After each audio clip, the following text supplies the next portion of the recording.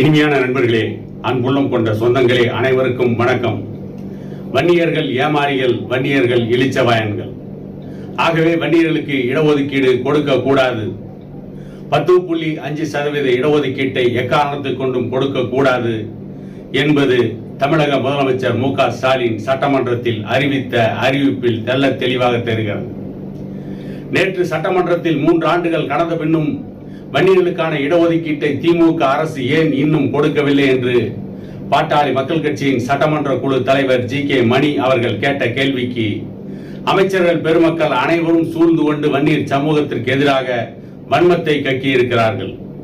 அதிலே பேசிய அமைச்சர் ரகுபதி, வன்னியர்களுக்கு 20% அதிகமாக இடஒதுக்கீடு இருக்கிறது, நீங்கள் ஏன் 10.5% கேட்கிறீர்கள்? ஏற்கனவே 10.5% இடஒதுக்கீடு கொடுத்த அதிமுக அரசு சரியான தரவுகள் இல்லாமல் கொடுத்து ஏமாற்றிவிட்டது. அந்த இடஒதுக்கீடு நீதிமன்றங்களிலும் நிராகரிக்கப்பட்டு விட்டது. இருந்தாலும் கூட வன்னியர்களுக்கு இடஒதுக்கீடு கொடுப்பதற்காக பிற்படுத்தப்பட்டோர் ஆணையத்திற்கு நாங்கள் தரவுகளை கேட்டிருக்கிறோம், அது கிடைத்தால் அதை பற்றி பரிசீலிப்போம் என்று சொல்லியிருக்கிறார். அதற்கு பதில் சொன்ன தமிழக முதலமைச்சர் மு.க. ஸ்டாலின், ஜாதிவாரி கணக்கெடுப்பை மத்திய அரசு தான் நடத்த வேண்டும், பாட்டாளி மக்கள் கட்சி மத்திய அரசின் கூட்டணியில் தான் இருக்கிறது, ஆகவே அவர்கள் மத்திய அரசிடம் ஜாதிவாரி கணக்கெடுப்பு நடத்த சொல்லி அதற்கு பிறகு மத்திய அரசை இடஒதுக்கீடு கொடுக்க சொல்லுங்கள் என்று கேட்கிறார். ஓட்டு வாங்குவதற்கு வன்னியர்கள் தேவை. ஆனால் ஜாதிவாரி கணக்கெடுப்பு நடத்துகின்ற அதிகாரம் மாநில அரசுக்கு இருந்தாலும் கூட மத்திய அரசின் மீது பழி போட்டு தப்பித்துக் கொள்வதற்கு முதலமைச்சர் ஸ்டாலின் மிக மோசமாக செயல்பட்டுக் கொண்டிருக்கிறார் என்பதற்கு இவையெல்லாம் எடுத்துக்காட்டுகள். பீகார் மாநில அரசு இடஒதுக்கீட்டு உச்சவரம்பை அதிகப்படுத்தியது, அதை நீதிமன்றம் தள்ளுபடி செய்துவிட்டது, அதை நீதிமன்றம் ரத்து செய்துவிட்டது. ஆகவே மத்திய அரசு தான் ஜாதிவாரி கணக்கெடுப்பு நடத்த வேண்டும் என்று முதலமைச்சர் மு.க. ஸ்டாலின் கழுவிய மீனில் நழுவிய மீனாக பதில் சொல்லி இருக்கிறார். இதிலிருந்து என்ன தெரிகிறது என்று சொன்னால், வன்னியர்களுக்கு இடஒதுக்கீடு கொடுக்க கூடாது என்பதிலே திமுக அரசும் இன்றைய முதலமைச்சர் மு.க. ஸ்டாலினும் அவருடைய அமைச்சர் பிரதானிகளும் உறுதியாக இருக்கிறார்கள்.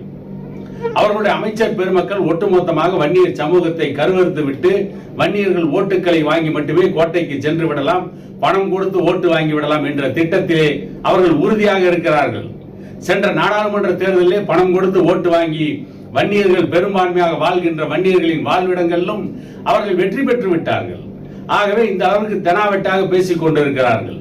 ஆனால் வன்னியர்கள் மட்டும் இன்றும் திமுகவையும் அதிமுகவையும் நம்பி இளிச்சவாயன்களாக அவர்களுக்கு ஓட்டு போட்டுக் கொண்டிருக்கிறார்கள். ஆகவே எப்படி இவர்கள் வன்னியர்களுக்கு இடஒதுக்கீடு கொடுப்பார்கள்? இடஒதுக்கீடு கொடுக்க மாட்டார்கள்.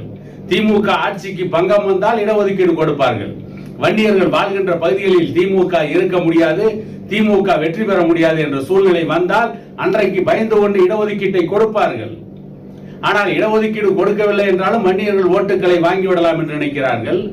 இவர்கள் எடுக்க வேண்டிய ஜாதிவாரி கணக்கெடுப்பை மத்திய அரசின் மீது பழி போட்டு தப்பித்துக் கொள்கிறார்கள். மத்திய அரசின் மீது பழி போட்டு தன்னை மனித புனிதராக காட்டிக்கொள்ள நடிக்கிறார்கள். ஜெயலலிதா கூட திரையில் தான் நடித்தார்.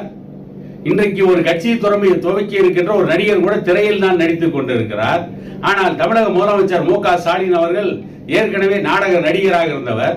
இன்றைக்கு அதை விட சிறப்பாக சட்டமன்றத்தில் நடித்துக் கொண்டிருக்கிறார். அவருக்கு துணை நடிகர்களாக ரகுபதி இருக்கிறார், சட்ட அமைச்சர் சிவசங்கர் இருக்கிறார், இன்னும் சில வன்னியர்களே அவர்களுக்கு துணை போகிறார்கள். இதற்கெல்லாம் காரணம் என்ன? வன்னியர்கள் ஏமாளிகள், வன்னியர்கள் இளிச்சவாயன்கள். ஆகவே அவர்கள் தலையில் எப்படி வேண்டுமானாலும் மிளகாயை அரைக்கலாம் என்று இன்றைக்கு தமிழக முதலமைச்சர் மு.க. ஸ்டாலின் முடிவு செய்து விட்டார். இனி வன்னியர் கைகளுக்கு அதிகாரம் வராமல், பாட்டாளி மக்கள் கட்சி மிக பெரிய அளவில் வெற்றி பெறாமல், அரசியல் அதிகாரத்தின் அருகில் வராமல் வன்னியர்களுக்கு இடஒதுக்கீடு சாத்தியமில்லை.